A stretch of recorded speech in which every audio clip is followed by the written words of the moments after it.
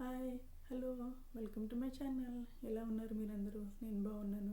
So ఇవాళ ఎపిసోడ్లో వచ్చేసి మనువులు మన్వంతరం గురించి చెప్పుకుందాము. శ్రీమద్ మహాభాగవతంలో మనువు లేదా మనువులు మన్వంతరం గురించి వర్ణించబడి ఉంది.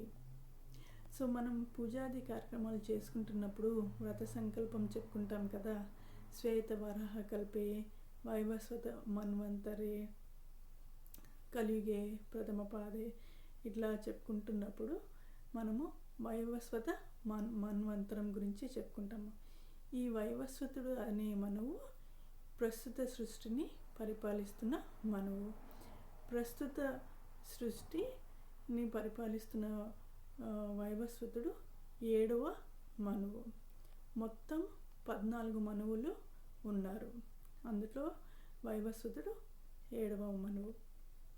సో ఇప్పుడు ప్రస్తుతం మనము మనువు గురించి చెప్పుకున్నాం కదా, మన్వంతరం గురించి చెప్పుకుందాం. సో ప్రతి మనువు పరిపాలించే మొత్తం కాలాన్ని మన్వంతరం అని అంటారు. అయితే ఈ మన్వంతరం కాలం వ్యవధి ఎంత? ఒక మనువు 71 మహాయుగములు పరిపాలిస్తాడు. అంటే ఒక మహాయుగం అంటే ఒక సైకిల్. సత్యయుగం, త్రేతాయుగం, ద్వాపరయుగం, కలియుగం. సో ఒక సైకిల్ని మనం ఒక మహాయుగం అని అంటాము. అట్లా ఒక మనువు 71 మహాయుగములు పరిపాలిస్తాడు.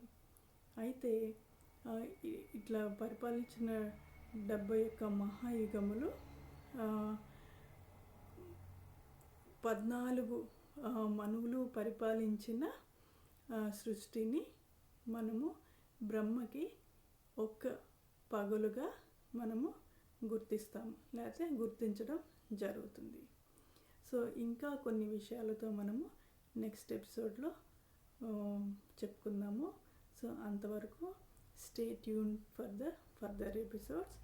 And if you like my channel, like, subscribe and comment. Please give your comments. Thank you. Until then, bye bye.